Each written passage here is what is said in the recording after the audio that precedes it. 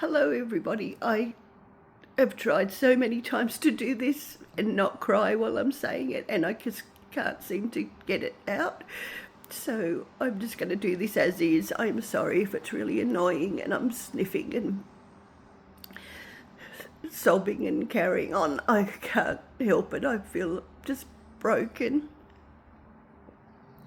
I'm just putting this video out as a literal last resort because I don't know what else to do.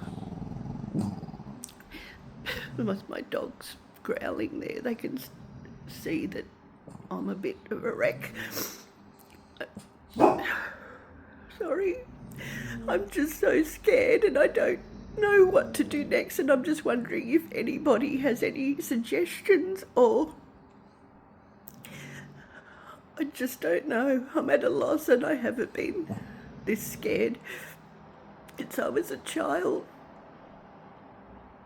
And I had no one to care for me then either. And now I'm a grown-ass adult and I still don't know how to do this. I'm just trying to cut a very long story short. Very long story. I have lived in a place in Bangalore for the last 26 years. It's owned by a Bangalore woman called Hilary Herman, and she's quite well known in the community, and in just all fairness, I'm just being honest in saying is a millionaire many, many, many times over. And that's partly why I can't understand how she can be treating anybody like this, let alone someone who has been there for that long. I've been there throughout her child's whole life and looked after her child just countless times, like day after day. I love her so much, her daughter. And she was at my place every day, and she was little and growing up, and she was like a sister to my son. And I know that, you can say everyone's done something wrong, in every situation. Everybody's got their own part of the story. But Hilary has even admitted, looked me in the eye and admitted a couple of weeks ago that I have done nothing wrong. She said several times, "You have never done anything wrong that caused all of this stuff." And I kind of know that's true. I know that I've just been a good person. The whole time I've lived there, I've been very compliant, very helpful, I suppose that part doesn't matter, but I'm just telling you, I've never done anything to warrant this treatment at all. And what has happened, that I've lived in very, very dangerous circumstances or conditions in the house for many years. It's not a house, it's like a converted shed on a property.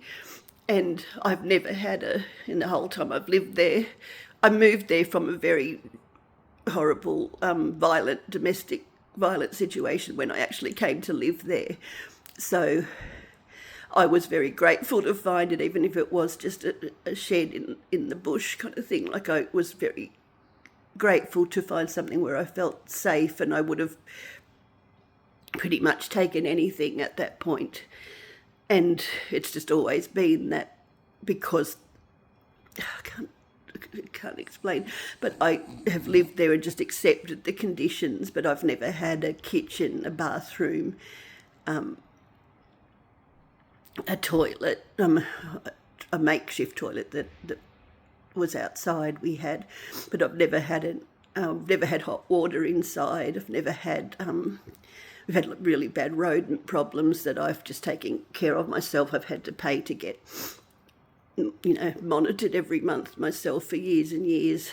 And everything that's ever happened like that I've paid for. I've paid for, I don't know how many thousands of dollars of Bunnings stuff to fill holes in the corners and the roof, and to just try to make the living situation a bit better. But it was just getting worse and worse, and there was water pouring through the ceiling, and I had told Hilary all of this, and she just said to put buckets underneath it because that's what they do, other people on the property do or something, but didn't try to help me, and it was just becoming unlivable, and I knew that, and I had come up with several suggestions over the years of how to make it a more livable situation for us, and absolutely offered to pay for it myself at a couple of times when I had a bit of money, enough to make the situation better. I came to her with a couple of proposals of things to make the situation better, and she just gave me a flat no, and I couldn't do them. So I just didn't, I could never see how it was going to end. She knew I couldn't afford to live anywhere else because of many things, as physical and mental health problems, and she just knew that I would never have the resources to live somewhere else, in our area, because it's just so ridiculously expensive, and my rent was relatively cheap for the area, which is also why I think that she thought the conditions were okay, and I accepted it. So, yeah, it's not for the want of trying that I have tried quite a few times to make our situation better, but haven't been able to because she wouldn't allow me to. And just to cut to the chase, at Easter time, the partner of one of the other women that lives on the property verbally abused and threatened me really, really horribly. He doesn't live there all the time. He comes and goes. Sorry, I'll get this story out. He comes and goes because he lives somewhere else as well, but he was there this day, and he and my dog, my bigger rescue dog, had barked at him, and basically because she's so friendly and beautiful and doesn't, we take her to the dog park here in Melbourne every day where I am now, and she's just a little darling with everyone there, every dog and every person, and they love her, and she's not at all dangerous.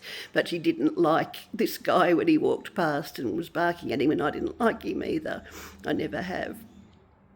Because they know, and I knew, that he was not a good man. And he screamed and violently abused me, verbally abused me, and threatened my life, and said he was going to knock my fucking head off. And I was truly terrified, and I regressed pretty badly with mental health stuff at that time too, and I ended up sleeping with a knife next to the bed for weeks afterwards, kind of thing, because I just was terrified that he was there, because there was absolutely no repercussions from him being there. I mean, from what he did at all. There was nothing said to him. I was not defended. He was not even talked to about it, let alone anything else. And actually, Hilary's solution was to stop me from walking the dogs on a certain part of the property anymore, so I wouldn't run into him, kind of thing. She banned me from parts of the property, not him.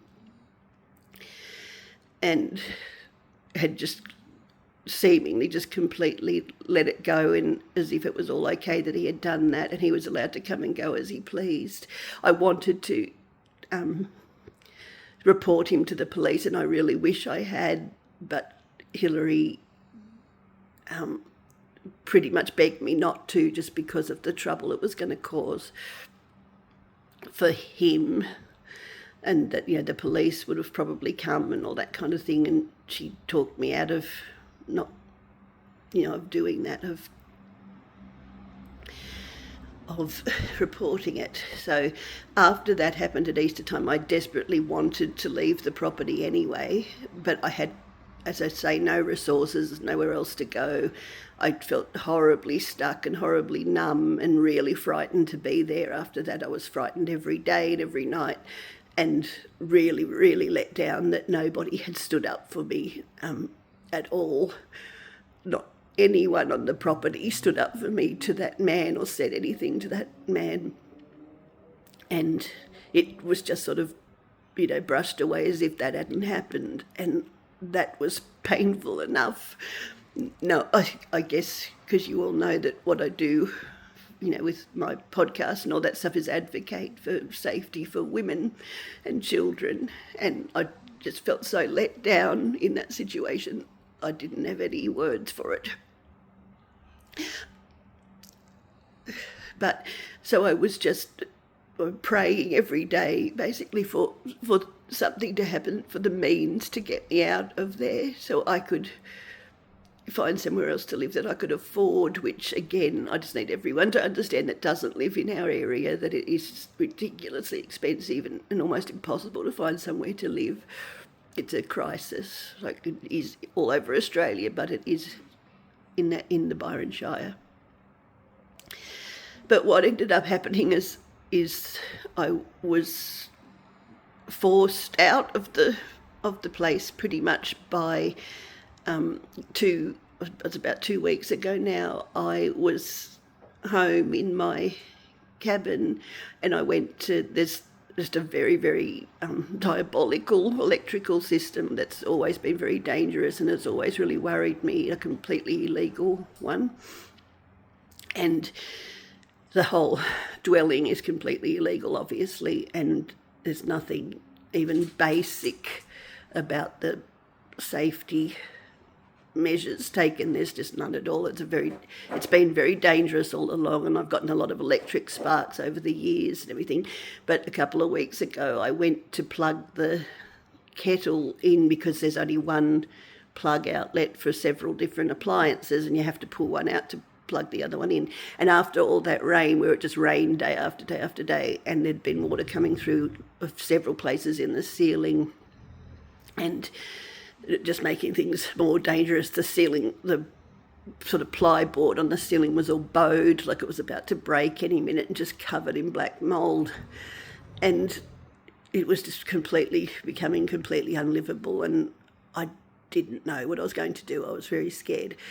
And anyway, so when I plugged the kettle in, the outlet was wet because of all the rain that was not only coming through the roof but up through the floor, and I was severely electrocuted. I went to take the plug out, and I had my hand on the plug. I was thrown backwards across the room with my head smashed on the back of the kitchen bench to the point where I had a concussion and everything. I was knocked out, I think fairly briefly. I don't know for how long, but I was definitely knocked out cold for a minute, and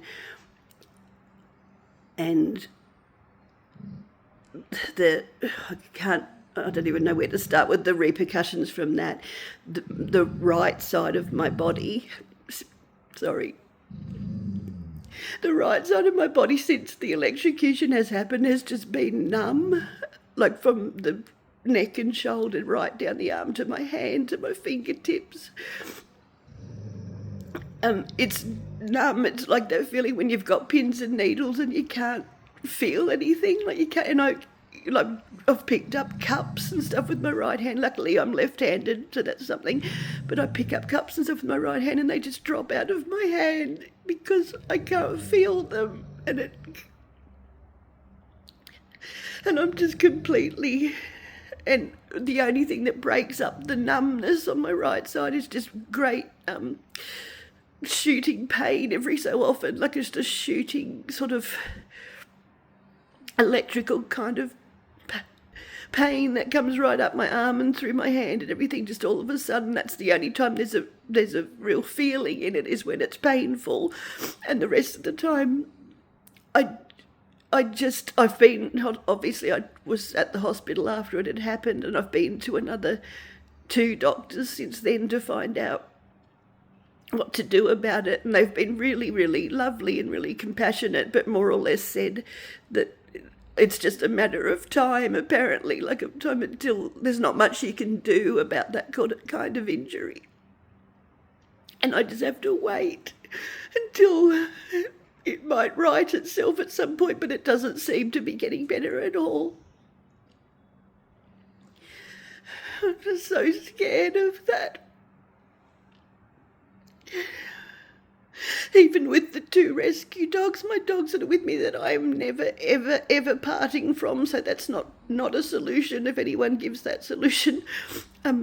I can't even walk both of them at the same time now because I can't trust that I can hold the lead in my right hand and not accidentally let it go. And at the moment I'm in the city in Melbourne and it's just too dangerous. It's just the whole thing. I just feel so desperate and broken. And so what I ended up doing after I was shocked, I ended up telling Hilary. She has yet to ask if I'm all right. She never asked if I was okay, if I was struggling or suffering at all. She has yet to ask, and it was 2 weeks ago. She's not even acknowledged that it happened. I don't understand how you could treat somebody like that has been so good to you. Or anyone for that matter, even without that. How can you treat somebody just with complete carelessness when they've been injured in that way? And it, just like cut to the chase, it's her fault. She's never done any repairs. She said around Easter time as well, she said the words, "I haven't been down to your place in so many years. I don't even know what it's like."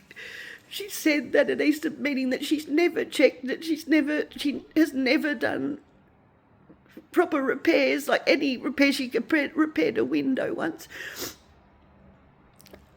But she's never done anything, never checked it over. There's never been safety checks in the 26 years I've lived there. Never.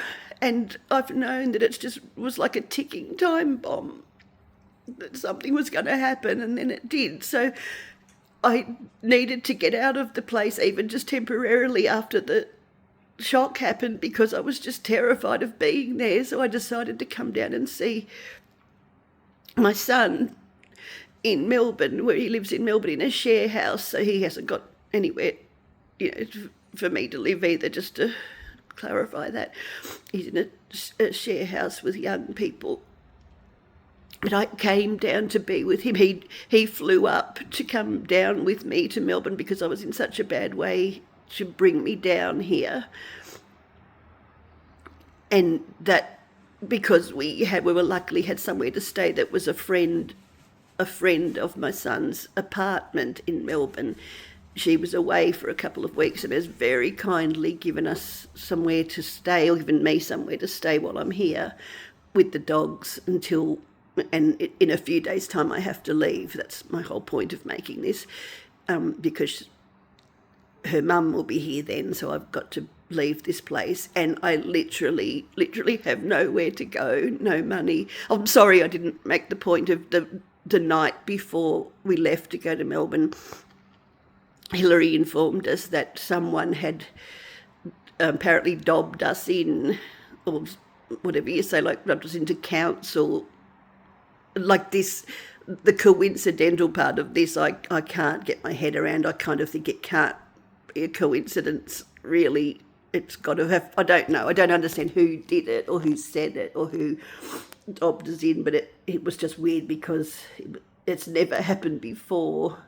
I don't know who would have done it and for what reason, but it just seemed very strange that it was around the time that I was electrocuted that this all came up, that Hilary informed me the night before we left to go to Melbourne that we were all going to have to move out of our homes on the property because of them all being illegal and, in my mind, condemnable. Very, very, very dangerous, but we were going to have to all move, and as a result of being dobbed into council or something, like the inspector or whatever. I don't know exactly what was going on, but she said that we'd all have to move, so I had to just, we still came down to Melbourne, me and Finn, but I just knew I couldn't go.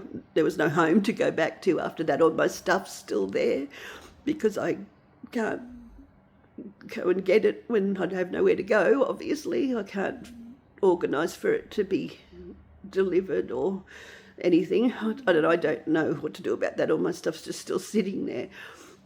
But I had obviously just couldn't go home then. There was no home to go to, and I just thought that surely with all the resources that Hilary has, I can't, anyone who, any Bangalow people that probably just know what I'm saying, I can't, I'm not exaggerating by saying that she is possibly the wealthiest, one of the wealthiest people in the area, and just has what seems like limitless resources. And I have, since I've been here, I just have literally begged and pleaded for help from her, because my income is such that when I'm just on a normal, when I'm able to do bits and pieces of work and my readings and stuff like that, sometimes I'm in a bit of a better position. But when I'm having to cope with mental and physical health stuff this way, my income is very limited and limited to a pension. So that's for many reasons. I can't think what I'm trying to say. I don't even qualify to get a place to rent down here in Melbourne because of my income. It's not high enough to even apply for a place to rent. Any place, no matter how cheap or small or pokey, whatever, there's nothing that I can qualify for. And I realised that I've spoken to a lawyer, and I realised that I can take legal action, especially about the electric shock and all that, and the subsequent injury as a result of it. But, as we know, that can take literally years for something like that to come through. And I literally can't wait that long. I have no recourse to resources. I don't have any family at all. I'm estranged from family completely, for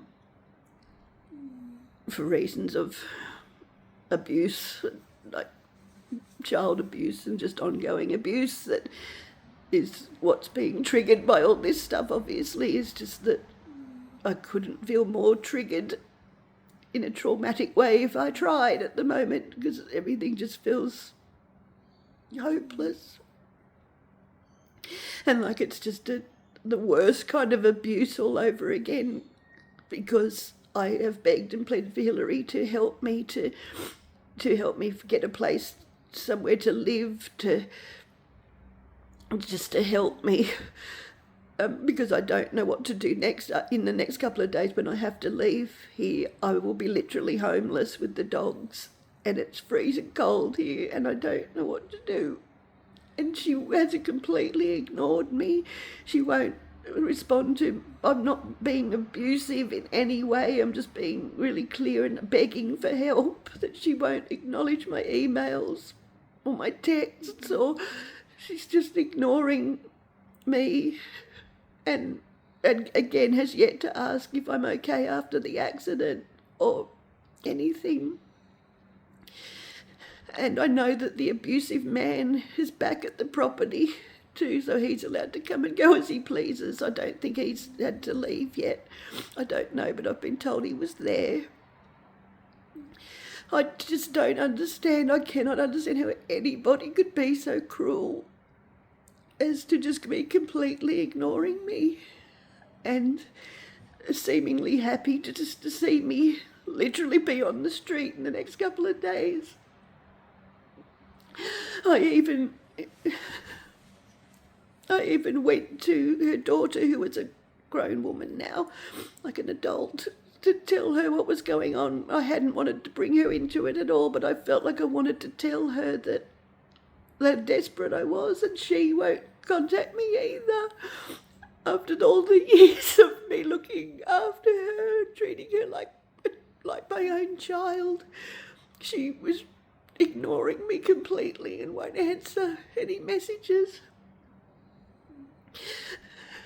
They were just refusing to help me with anything. I don't know what to do. I can't get a rental place. I can't.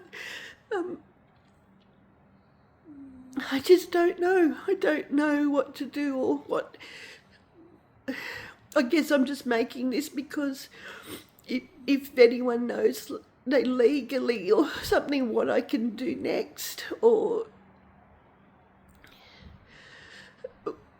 just anything. I'm just desperate. I feel so lost and so alone and really unwell in lots of ways, and desperately worried about the weakness on the right side of my body that isn't getting better. And I guess I've probably said enough, but if someone sees this and they know Hillary in town, if anyone could even ask her what or how is she doing this, why won't she help me? It's just, I can't talk anymore. Anyway, I'm very sorry for this very,